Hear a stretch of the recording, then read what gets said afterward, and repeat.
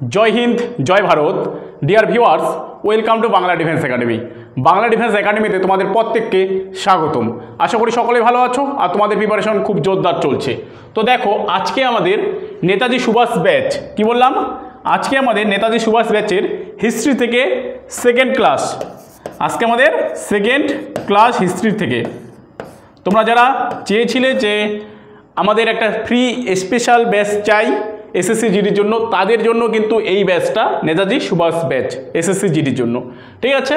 তো হরপ্পা সভ্যতা বা সিন্ধু সভ্যতা বা যেটাকে আমরা ইংলিশে বলি ইন্ডাস ভ্যালি সিভিলাইজেশনস, এখান থেকে আজকে আমরা পুঙ্খানুপুঙ্খভাবে আমরা জানবো আমাদের এই দ্বিতীয় ক্লাসে।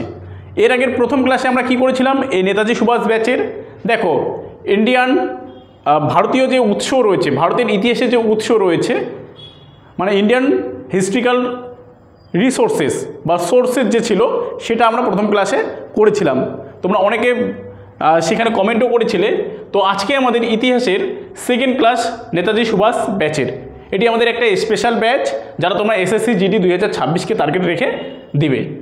তো দেখো তার আগে বলে রাখি, এছাড়াও আমাদের যদি তোমরা দেখো পেইড ব্যাচ চলছে কিন্তু এসএসসি জিডির উপর ভিত্তি করে, এসএসসি জিডি উপর ভিত্তি করে আমাদের পেইড ব্যাচ কার্গিল ব্যাচ চলছে। তোমরা সেখানে কিন্তু জয়েন হতে পারো, ঠিক আছে। এটা আমাদের স্পেশাল ব্যাচ প্লাস আমাদের কিন্তু পেইড ব্যাচও চলছে সঙ্গে। তোমরা যদি সেটাও পারচেস করতে চাও তাহলে অবশ্যই যোগাযোগ করবে আমাদের দেওয়া নাম্বারে 9547511660। এই নাম্বারে তোমরা অবশ্যই যোগাযোগ করবে। কি বললাম, এই নাম্বারে তোমরা অবশ্যই কিন্তু যোগাযোগ করবে। কি বললাম নাম্বারটা, 9547511660, ঠিক আছে। এই নাম্বারে তোমরা অবশ্যই যোগাযোগ করবে। তো এটা আমাদের কি চলছে, স্পেশাল ব্যাচ কিন্তু চলছে, পেইড ব্যাচ, ঠিক আছে, যার মূল্য রেখেছি আমরা 599 টাকা অনলি কিন্তু, ঠিক আছে। 599 টাকায় দিয়ে তোমরা এটা পেতে পারো। 8 মাসের কোর্স এটা চলছে। কত মাসের? 8 মাসের কোর্স, ঠিক আছে। এখানে কিছু স্পেশালিটি রয়েছে, তোমরা যারা পারচেস করতে চাও তারা আমি যে নাম্বারটা দিলাম এখানে তোমরা অবশ্যই কল করতে পারো, সেখান থেকে তোমাদের বলে দেওয়া হবে এর স্পেশালিটি কী রয়েছে, ঠিক আছে। তো দেখো আজকে আমাদের স্পেশাল ব্যাচের নেতাজি সুভাষ ব্যাচের ক্লাসটা আমরা শুরু করি। দেখো কী রয়েছে, হরপ্পা সভ্যতা বা সিন্ধু সভ্যতা, যেটাকে আমরা ইন্দুস ভ্যালি সিভিলাইজেশন বলি, ঠিক আছে। এটা যদি আমরা মেনলি সময়কাল দেখি, কোথার থেকে এই সময়কালটা রয়েছে, যেটা হচ্ছে 2300 খ্রিস্টপূর্ব থেকে 1750।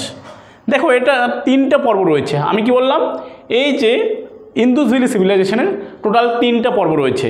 প্রথম যে 2টো পর্ব রয়েছে সেটা অতটা ইম্পর্টেন্ট নয়, কিন্তু লাস্ট যেটা পর্ব রয়েছে মানে 2300 খ্রিস্টপূর্ব থেকে এই 1750 খ্রিস্টপূর্বের মধ্যে আমাদের জানতে হবে, কারণ এটা সবথেকে বেশি স্পেশালিটি রয়েছে এটার, ঠিক আছে। তো এই যে সিন্ধু সভ্যতা বা হরপ্পা সভ্যতা, তার নিদর্শন তোমরা দেখতেই পাচ্ছ এখানে রয়েছে চিত্রের মাধ্যমে। কিন্তু আমরা যদি ইন্ডিয়ান ম্যাপটা দেখি, ভারতের এই মানচিত্রটা দেখি, তাহলে এই সভ্যতাটা অ্যাকচুয়ালি কোথায় ছিল, ঠিক আছে। তো দেখো এই সভ্যতাটা যদি আমরা দেখি, এই যে তোমরা সিন্ধু নদী দেখতে পাচ্ছ, অ্যাকচুয়ালি সিন্ধু নদী তিব্বত থেকে উৎপত্তি লাভ করেছে, তাই তো। সিন্ধু নদী কোথা থেকে উৎপত্তি লাভ করেছে? তিব্বত থেকে উৎপত্তি লাভ করে আরব সাগরে গিয়ে মিশেছে। তো দেখো এই সিন্ধু নদীর মধ্যেই কিন্তু এই সভ্যতাটা কিন্তু গড়ে উঠেছে। কি বললাম, এই সভ্যতাটা অ্যাকচুয়ালি সিন্ধু নদীকে ঘিরেই এই সভ্যতাটা বিলং করেছে। যেমন কি বললাম, আমরা যদি দেখি এর পূর্ব দিকটা রয়েছে আমাদের উত্তরপ্রদেশের আলমগীরপুর পর্যন্ত, পশ্চিম দিকটা রয়েছে বালুচিস্তান পর্যন্ত, আমাদের এখানে বালুচিস্তান রয়েছে পাকিস্তানে, অ্যাকচুয়ালি পাকিস্তানের শেষে এখানে রয়েছে বালুচিস্তান, ঠিক আছে। এরপরে যদি আমরা উত্তরতম স্থান দেখি, আফগানিস্তানের রয়েছে সতুগাই রয়েছে, সতুগাই মুন্ডিগাগ রয়েছে। এবার জম্মু কাশ্মীরও আমরা বলতে পারি, যদি ভারতীয় স্থান যদি আমরা দেখি জম্মু কাশ্মীরে রয়েছে। আর আমরা যদি এদিকে দক্ষিণে ধরি, দক্ষিণে আমাদের মহারাষ্ট্র বর্তমানে রয়েছে, ঠিক আছে। তো এই জায়গাটাকে কেন্দ্র করে সেই সময় হরপ্পা সভ্যতা বা সিন্ধু সভ্যতা কিন্তু গড়ে উঠেছে, ঠিক আছে। তো বেসিক্যালি এই জায়গাটা, এটা বর্তমানে আমাদের পাকিস্তান আর এটা আমাদের ভারত বা মহান ইন্ডিয়া। তোমরা সকলেই জানো। তো চলো শুরু করি আজকের ক্লাসটি। তো দেখো আজকে কী লেখা আছে, দেখো কি রয়েছে এখানে। সিন্ধু নদকে কেন্দ্র করে এই সভ্যতা গড়ে উঠেছিল বলে একে কি বলা হয়? সিন্ধু নদকে কেন্দ্র করে গড়ে উঠেছিল বলে এই সভ্যতাকে সিন্ধু সভ্যতা অ্যাকচুয়ালি বলা হয়। কিন্তু সিন্ধু সভ্যতায় আবিষ্কৃত প্রথম স্থানের নাম কি? হরপ্পা। এবং তার নাম অনুসারে এই সভ্যতার নামকরণ করা হয় কিন্তু হরপ্পা সভ্যতা। তাহলে কি বোঝা গেল? যেহেতু এই সভ্যতাটা সিন্ধু নদীর তীরে গড়ে উঠেছে তাই এর নাম সিন্ধু সভ্যতা বা সিন্ধু সভ্যতা বলেও আমরা ডাকতে পারি। কিন্তু এই সভ্যতার মধ্যে যদি আমরা দেখি, হরপ্পা এই স্থানটা প্রথম আবিষ্কৃত হয়েছে বা খুঁজে পাওয়া গেছে, তাই এর নামও কিন্তু আমরা বলতে পারি হরপ্পা সভ্যতা। ঠিক আছে, নেক্সট দেখো কি রয়েছে। আলেকজান্ডার কানিংহাম 1853 থেকে 57 তৎকালীন বিখ্যাত, মানে সেই সময়কার যখন এটা খনন কার্য করা হয় সেই সময়কার প্রত্নতাত্ত্বিক মানে কারা? প্রত্নতাত্ত্বিক কাজে বলা হয় যারা মাটি খোঁড়ে বিভিন্ন তথ্য বের করে বা খনন কার্য চালায়, তাদেরকে বলা হয় প্রত্নতাত্ত্বিক। তো আলেকজান্ডার কানিংহাম সেই সময়কার বিখ্যাত কি ছিলেন? প্রত্নতাত্ত্বিক ছিলেন। তিনি আর্কোলজিক্যাল সার্ভে অফ ইন্ডিয়া এর প্রথম অধিকর্তা। পরীক্ষায় আসতেই পারে। নেক্সট দেখো, এই সভ্যতা ছিল মিশরীয়। এটা ভীষণ ইম্পর্টেন্ট, মানে আমাদের সিন্ধু সভ্যতা বা হরপ্পা সভ্যতা ছিল মিশরীয় এবং সুমেরীয় সভ্যতার সমসাময়িক, কন্টেম্পোরারি, তাই তো। নেক্সট দেখো, এই সভ্যতা ছিল নগরকেন্দ্রিক সভ্যতা। এটা পরীক্ষায় বারবার দেয় তোমাদের। সিন্ধু সভ্যতা ছিল আমাদের কি? নগরকেন্দ্রিক সভ্যতা। এরপরে যে আমরা বৈদিক সভ্যতা পড়ব, এর প্রায় 150 বছর পর, 150-200 বছর পর এই সভ্যতার আবির্ভাব হবে, মানে বৈদিক সভ্যতা। সেটা আমরা দেখব গ্রামভিত্তিক সভ্যতা। ঠিক আছে, আর এটা কি আমাদের নগরকেন্দ্রিক, শহরকেন্দ্রিক সভ্যতা। এবং এর গুরুত্বপূর্ণ বৈশিষ্ট্য হলো কি? উন্নত নগর পরিকল্পনা। দেখো এখনও কিন্তু ভারতবর্ষ আমাদের রয়েছে, ভারতবর্ষ ডেভেলপ হচ্ছে, দিন দিন ডেভেলপ হচ্ছে, উন্নত থেকে আরও উন্নতর দিকে আমরা যাচ্ছি, দিন দিন যাচ্ছে, ডেভেলপ হচ্ছে। কিন্তু আমরা যদি বেসিক্যালি দেখি যে আমাদের কয়েকটা শহরই শুধু পরিকল্পিত শহর। ঠিক আছে, পরিকল্পিত শহর বলতে এখানে আমাদের সরকার ডিসাইড করবে কোথায় বাড়ি বানাতে হবে, কোথায় আমাদের ফরেস্ট থাকবে, সব কিছু সরকার ডিসাইড করে। ধরো এটা একটা জায়গা খালি রয়েছে, তো আমরা এখানে কি করব? এটা পরিকল্পিতভাবে আমরা একটা নগর যদি তৈরি করতে চাই, তাহলে মাঝে মাঝে ধরো এইদিকে কি থাকবে? রোড থাকবে, এদিকেও রোড থাকবে, তাই তো, এগুলো রোড। বা এইদিকে থাকলো, মাঝখানে আবার এইদিকে রোড থাকবে। ঠিক আছে, ধরো আমি একটা নকশায় আঁকছি আর কি। তার মানে কি এই জায়গাগুলোর মধ্যে আমাদের বিল্ডিং উঠাবো, বিল্ডিং তৈরি করব, খাড়া করব, তাই না? তার মানে কি থাকবে? এইদিকে রাস্তা থাকলো, এইদিকে। তো এই যে সভ্যতাটা ছিল, এই সভ্যতাটা বেসিক্যালি ছিল একবারে পরিকল্পিত নগর পরিকল্পনা। প্রত্যেকটার মধ্যে ড্রেনিং সিস্টেম থাকবে, এই যে বা আমরা গাছ লাগানোর জন্য কোনো স্থানে ফাঁকা জায়গা রাখবো, এই জায়গাগুলোর মধ্যে গাছ লাগানো হবে।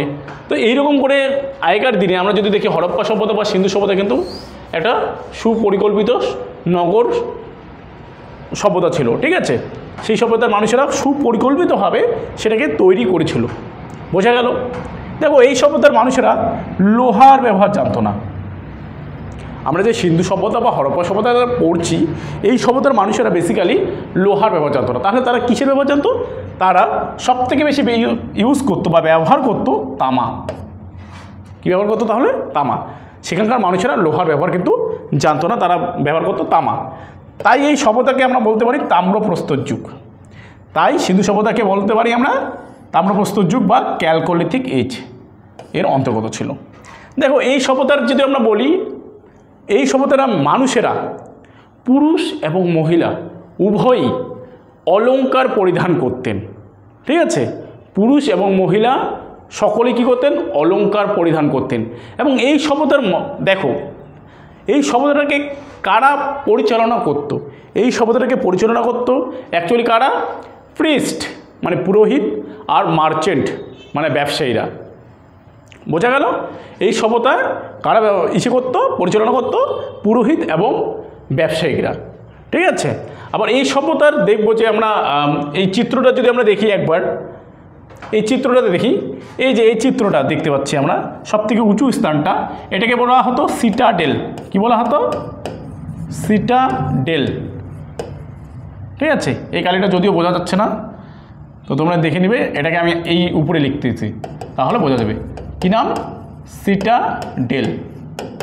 এখান থেকে অ্যাকচুয়ালি দেখতো যারা রক্ষাকর্তা ছিল, তারা দেখতো যে বহির্শত্রু আক্রমণ করছে কিনা। ঠিক আছে, বোঝা গেল? তাহলে এটাকে বলা হতো সিটাডেল। নেক্সট দেখো, লিপি। সেই সময় কিন্তু লিপির আবিষ্কার হয়েছে। সেই সময় যদি আমরা দেখি লিপির আবিষ্কার হয়েছে, তো সিন্ধু সভ্যতার লিপি বা লেখন শৈলীকে বলা হতো ব্রোস্টোফেটান। কি বলা হতো? ব্রোস্টোফেটান। বোঝা গেল? যদি আমরা দেখি এই লিপি কীভাবে লেখা হতো, ধরো এই লিপি ডান দিক থেকে বাঁ দিকে আসতো, আসার পর আমরা কি করি, আবার এখান থেকে লিখি, তাই তো, আবার এখান থেকে লিখি। কিন্তু না, সেই সময়কার লিপির এই যে ব্রোস্টোফেটান যে লিপি রয়েছে, এটার ধরন ছিল এদিক থেকে লিখলাম, আবার এদিকে আসলাম, আবার এদিকে লিখলাম, এই যে এই ধরনের লিপি ছিল সেই সময়। তো দেখো এই যে সিন্ধু লিপি, এটা কিন্তু এখনও কেউ পুনরুদ্ধার করতে পারেনি কি লেখা রয়েছে। বোঝা গেল? এই যে লিপিটা রয়েছে, এটাকে বলা হতো ব্রোস্টোফেটান। এই লিপি এখনও কেউ পাঠোদ্ধার করতে পারেননি। এরপরে দেখো খাদ্যাভাব। সেই সময়কার মানুষদের তারা কি খেত? দেখো সেই সময়কার মানুষদের প্রধান খাদ্য ছিল গম, যব, বার্লি। ধান থেকে চাল নয় কিন্তু, গম, যব, বার্লি সেই যুগের বা সিন্ধু সভ্যতা বা হরপ্পা সভ্যতা যদি আমরা দেখি, মানুষদের প্রধান কিন্তু খাদ্য ছিল বা খাবার ছিল। হরপ্পা সভ্যতায় ব্যবসা বাণিজ্যের সঙ্গে যুক্ত বণিককে কিন্তু পণি বলা হয়, ভীষণ ইম্পর্টেন্ট। এরপরে দেখো কি রয়েছে, হরপ্পা সভ্যতার সমাজ ছিল মাতৃতান্ত্রিক। এই সভ্যতার মায়েরা ছিল পরিবারের মধ্যে হেড, প্রধান কর্তা যদি আমরা দেখি মায়েরা হচ্ছে হেড। ঠিক আছে, বাবারা কিন্তু নয়। এখনকার যে আমাদের সমাজ ব্যবস্থা চলছে পিতৃতান্ত্রিক সমাজ ব্যবস্থা, বা এরপরে যেই আমরা বৈদিক সভ্যতাটা পাবো, বৈদিক সভ্যতা, সেখানে কিন্তু দেখবো আমরা পিতৃতান্ত্রিক। ঠিক আছে, কিন্তু আমরা যদি দেখি এই সিন্ধু সভ্যতা, সেটা হচ্ছে মাতৃতান্ত্রিক সভ্যতা। এবার দেখো আবিষ্কার, কে কে আবিষ্কার করলো, ভীষণ ইম্পর্টেন্ট। প্রথমে দেখি আমরা হরপ্পা, যেহেতু হরপ্পার প্রথম আবিষ্কার হলো, তো কে করলো দেখো 1921 সালে দয়ারাম সাহানি এই হরপ্পা সভ্যতা কিন্তু আবিষ্কার করলো। দেখো কোথায় করলো? বর্তমানে পাকিস্তানের পাঞ্জাব প্রদেশের মন্টোগ্রামি জেলার রাভি বা ইরাবতী নদীর তীরে কিন্তু এই সভ্যতাটা অবস্থিত। কি বললাম, আবার বলছি, বর্তমানে পাকিস্তানের পাঞ্জাব প্রদেশের মন্টোগ্রামি জেলার রাভি বা ইরাবতী নদীর তীরে কিন্তু এই সভ্যতা অবস্থিত। অ্যাকচুয়ালি পাঞ্জাব, তোমাদের মনে হচ্ছে যে আমাদের ভারতের মধ্যে তো পাঞ্জাব আছে, ঠিক আছে। অ্যাকচুয়ালি 1947 সালে যখন আমাদের দেশ ভাগ হয়, 1947 সালে যখন আমাদের দেশ ভাগ হয়, তখন পাঞ্জাব দুটুকরো হয়ে যায়। যেটা পূর্ব দিকের অংশ থাকে সেটা ভারতের সঙ্গে থাকে, যেটা পশ্চিম দিকের অংশ মাঝ বরাবর কেটে নেওয়া হয়। তো এই পশ্চিমের অংশটা হচ্ছে পাকিস্তানের মধ্যে পড়ে। যেমন আমাদের বাংলা যেমন 1947 সালে দ্বিখণ্ডিত হয়ে যায়, ঠিক আছে। সেই সময় তো পূর্ব পাকিস্তান ছিল, তো বাংলার বেশি মানে 60% 70% আমরা যদি বাংলাকে পূর্ব পাকিস্তান করে নেওয়া হয়, এবং যে অংশটা পশ্চিম দিকে ছেড়ে দেওয়া হয়, এটা এখন বর্তমানে ওয়েস্ট বেঙ্গল বা পশ্চিমবঙ্গ, এই যে এইরকম। তো বাংলাকে সেই সময় যে ডিভাইডেড করা হয়েছিল, সেই সময় পাঞ্জাবকেও কিন্তু ডিভাইডেড করা হয়েছিল, ঠিক আছে। দেখো এখানে নটরাজের মূর্তির কিন্তু নিদর্শন পাওয়া গেছে। এখানে 6 + 6 = 12 আকৃতির কিন্তু শস্যাকার মানে হিমঘরেরও কিন্তু নিদর্শন পাওয়া গেছে। নটরাজের মূর্তি তোমরা জানোই। নেক্সট দেখো কি রয়েছে, মহেঞ্জোদারো। দেখো মহেঞ্জোদারো কথার অর্থ হচ্ছে মৃতের স্তূপ। মহেঞ্জোদারো কথার অর্থ কি? মৃতের স্তূপ। দেখো কে আবিষ্কার করলো? 1922 সালে রাখাল দাস বন্দ্যোপাধ্যায়। কে আবিষ্কার করলো? বাঙালি আমাদের রাখাল দাস বন্দ্যোপাধ্যায় স্যার জন মার্শালের নেতৃত্বে এই প্রত্নক্ষেত্রটি কিন্তু আবিষ্কার করলেন, মানে মহেঞ্জোদারো সভ্যতার কিন্তু আবিষ্কার করলেন। দেখো বর্তমানে এটি সিন্ধু প্রদেশের লারকানা জেলার সিন্ধু নদীর তীরে কিন্তু অবস্থিত। তাহলে বর্তমানে এটি কোথায়? সিন্ধু প্রদেশের লারকানা জেলার সিন্ধু নদীর তীরে কিন্তু অবস্থিত। আমরা যদি দেখি যে এখন বর্তমানে এই সিন্ধু সভ্যতা বা হরপ্পা সভ্যতার বেশিরভাগ অংশটাই কিন্তু পাকিস্তানে অবস্থিত। বুঝে গেল? বেশিরভাগ অংশটা কোথায় অবস্থিত? পাকিস্তানে কিন্তু অবস্থিত। দেখো মহেঞ্জোদারোতে বৃহৎ বা গ্রেট বার্থের আবিষ্কার হয়েছে। ভীষণ ইম্পর্টেন্ট, ভীষণ ভীষণ ইম্পর্টেন্ট। মহেঞ্জোদারোতে কী হয়েছে? বৃহৎ স্নানাগার বা গ্রেট বাথের কিন্তু আবিষ্কার হয়েছে। মানে আমরা বলতে পারি একটা বাথ মানে হচ্ছে স্নান করার জন্য পুকুর, যেটার চতুর্দিকে কী ছিল? এই ইট দিয়ে কিন্তু গাঁথা ছিল, ঠিক আছে, সিঁড়ি ছিল, তো এরকম কিন্তু ছিল। এটাকে বলা হচ্ছে গ্রেট বার্থ। দেখো কি রয়েছে এখানে, শস্যাগার বা লার্জেস্ট গ্যানারি কিন্তু পাওয়া গেছে। এখানেও বড় একটা হিমঘর পাওয়া গেছে, যেখানে শস্য মজুত করে রাখা হতো। এখন আমরা জানি যে আমরা শস্য কোথায় মজুত করে রাখি? হিমঘরে রাখি, তাই না, স্টোর হাউসে। চলো নেক্সট, লোথাল, ভীষণ ইম্পর্টেন্ট। দেখো 1954 সালে SR রাও কর্তৃক আমরা যদি দেখি গুজরাটে, এটা কোথায়? গুজরাটে এই ক্ষেত্রটি আবিষ্কৃত হয়। দেখো এটি সবরমতী এবং ভোগাবো নদীর মধ্যবর্তী স্থানে আবিষ্কৃত হয়। লোথাল হলো পৃথিবীর প্রথম সামুদ্রিক বন্দর, তাই লোথালকে আমরা বলতে পারি সিন্ধু সভ্যতা বা হরপ্পা সভ্যতার ম্যানচেস্টার। এখনও যদি আমরা দেখি ভারতের ম্যানচেস্টার কোথায় রয়েছে? গুজরাটে রয়েছে। আহমেদাবাদকে ভারতের ম্যানচেস্টার বলা হয়। কিন্তু সেই সময়ও যদি আমরা দেখি সিন্ধু সভ্যতা বা হরপ্পা সভ্যতার দিকে দেখি, সেখানেও কিন্তু ভারতের ম্যানচেস্টার এই গুজরাটের লোথালকে কিন্তু বলা হতো, কারণ লোথাল হচ্ছে পৃথিবীর প্রথম সামুদ্রিক বন্দর। এখান থেকে ব্যবসা বাণিজ্য করা হতো লোথাল থেকে কিন্তু, ঠিক আছে। এরপরে দেখি কালীবঙ্গান। দেখো কালীবঙ্গান হচ্ছে কে আবিষ্কার করেন? 1960 সালে BK থাপার। কে আবিষ্কার করেন? BK থাপার কর্তৃক রাজস্থানে এই প্রত্নক্ষেত্রটি কিন্তু আবিষ্কৃত হয়। কালীবঙ্গানে যেটা আমরা পাবো ভীষণ ইম্পর্টেন্ট, লাঙ্গলের ব্যবহার পাবো, কারণ এখানে ধান চাষের নিদর্শনও আমরা কিন্তু পাবো। এই কালীবঙ্গানে কী পাবো? ধান চাষের কিন্তু আমরা নিদর্শন পাবো। এটা কোথায়? এটা বর্তমানে অ্যাকচুয়ালি রাজস্থানে অবস্থিত, বর্তমানে আমাদের রাজস্থানে অবস্থিত। এবার দেখো কালীবঙ্গানে মৃৎশিল্পের জন্য কিন্তু বিখ্যাত। কালীবঙ্গান কী শিল্পে বিখ্যাত? মৃৎশিল্প। মৃৎশিল্প কোনগুলোকে বলে? মাটির বিভিন্ন ধরনের জিনিসপত্র, মাটির কলসি হতে পারে, হাঁড়ি হতে পারে, মাটির বিভিন্ন ধরনের পুতুল থেকে, খেলনা পুতুল থেকে শুরু করে সব কিছু হতে পারে, কিন্তু বাটি থেকে শুরু করে, কাপ থেকে শুরু করে সব কিছু কিন্তু এই মৃৎশিল্পের হতে পারে, ঠিক আছে। তো কালীবঙ্গান সেই সময় মৃৎশিল্পের জন্য বিখ্যাত। যেমন পশ্চিমবঙ্গের আমরা যদি দেখি পশ্চিমবঙ্গে যদি আমরা দেখি কোথায়? নদিয়ার, নর্মদা বলে ফেললাম, নদিয়ার আমরা যদি দেখি কৃষ্ণনগর মৃৎশিল্পের জন্য কিন্তু বিখ্যাত। সেই সঙ্গে আমরা যদি বলতে পারি যে কালীবঙ্গানও সেই সময় মৃৎশিল্পের জন্য কিন্তু বিখ্যাত ছিল। বোঝা গেল? এরপরে দেখো চানহু দারো। 1931 সালে ননীগোপাল মজুমদার, কে? ননীগোপাল মজুমদার সিন্ধু অঞ্চলে এটি আবিষ্কৃত করেন চানহু দারো। দেখো চানহু দারোয় আমরা যদি দেখি কুকুরের পায়ের ছাপ কিন্তু পাওয়া যায় চানহু দারোতে, তার মানে সেই সময়ও কুকুর ছিল। এরপরে আমরা যেটা দেখব ধলাভিরা। দেখো 1966 সালে JP যোশী কর্তৃক গুজরাটের কচ্ছের রানে, গুজরাটের কোথায়? কচ্ছের রানে কিন্তু কচ্ছের রানে খাদির অঞ্চলে এটি আবিষ্কার করেন। কোনটা? ধলাভিরা। দেখো এই ধলাভিরা যদি আমরা দেখি 1921 সালের 27শে জুলাই ধলাভিরা ইউনেস্কো ওয়ার্ল্ড হেরিটেজ সাইটের মর্যাদা কিন্তু পেয়েছিল। মানে ভারতের ঐতিহ্যবাহী স্থানের মর্যাদা কিন্তু পেয়েছিল এই চানহু দারো, ধলাভিরা। 1921 সালে 27শে কি আছে? জুলাই আছে, ঠিক আছে। তারপরে দেখো রোপার। রোপার কি রয়েছে? 1953 সালে YV শর্মা, 1953 সালে YV শর্মা কর্তৃক শতদ্রু তীরবর্তী অঞ্চলে এটি আবিষ্কৃত হয় এই রোপার। এটি স্বাধীনোত্তর ভারতের প্রথম আবিষ্কৃত প্রত্নক্ষেত্র। কারণ আমরা যখন স্বাধীনতা পেয়েছিলাম 1947 সালে, আমরা স্বাধীনতা লাভ করি কত সালে? ব্রিটেনের কাছ থেকে বা ব্রিটিশদের কাছ থেকে 1947 সালে।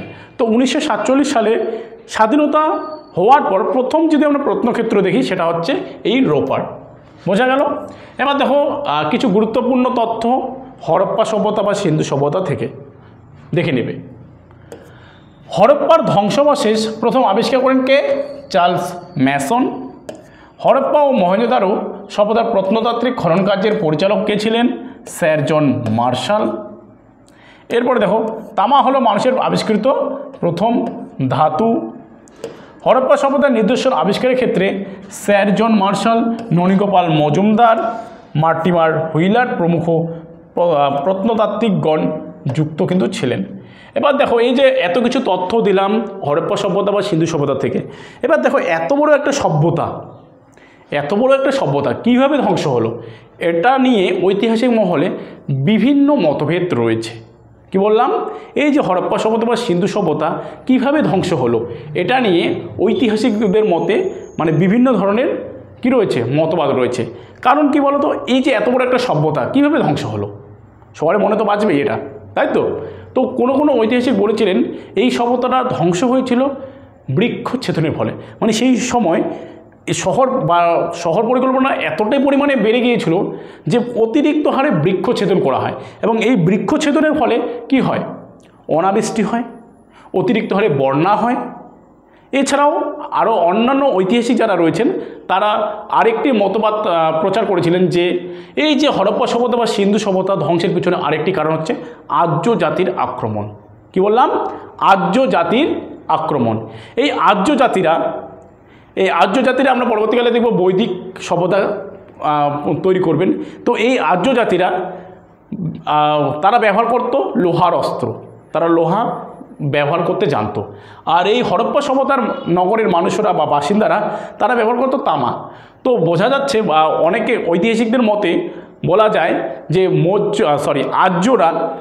আর্যদের আক্রমণের ফলেই এই হরপ্পা সভ্যতা বা সিন্ধু সভ্যতা পুরোপুরিভাবে ধ্বংস হয়েছিল। যদি এটা একটা মতবাদ, কিন্তু এখানে আরেকটি প্রশ্ন আসছে, সেটা কি, যে এই যে হরপ্পা সভ্যতা বা সিন্ধু সভ্যতাকে যদি তারা ধ্বংসই করে ফেলে, তাহলে সেটা চাপা পড়ে গেল কেন? তারা কেন সেই অট্টালিকায় বা বিল্ডিং বাড়িতে তারা থাকলো না? ঠিক আছে, তারা কেন নদীর তীরবর্তী অঞ্চলে একটা গ্রামীণ সভ্যতা গড়ে তুললো? তো এই রকম ঐতিহাসিকদের মতে মানে বিভিন্ন মতবাদ রয়েছে। তো তোমরা যারা আমার এই ক্লাসটি দেখলে, ক্লাসটি কেমন লাগলো তোমরা অবশ্যই আমাকে কমেন্ট বক্সে জানাবে। আর তোমরা আমাদের এই বাংলা ডিফেন্স একাডেমি চ্যানেলে যদি কেউ নতুন হয়ে থাকো, তাহলে অবশ্যই চ্যানেলটিকে সাবস্ক্রাইব করে পাশে থাকা বেল আইকনটি প্রেস করবে। আর তোমাদের বলবো আরেকটি কথা, সেটা হচ্ছে কি, ক্লাসটি ভালো লাগলে অবশ্যই একটি লাইক এবং শেয়ার করবে, এবং কমেন্ট করতে তোমরা ভুলবে না। কোথাও যদি তোমাদের বুঝতে অসুবিধা হয় অবশ্যই তোমরা আমাকে কমেন্ট করে জানাবে যে স্যার এই জায়গাটা আমার বুঝতে অসুবিধা হয়েছে, আমি নেক্সট ক্লাসে তোমাদের সেটা আরেকবার বুঝিয়ে দেবো। তো ভিডিওটি সম্পূর্ণ দেখার জন্য তোমাদেরকে অসংখ্য ধন্যবাদ, এবং দেখা হচ্ছে আমাদের নেক্সট কোনো ভিডিওতে।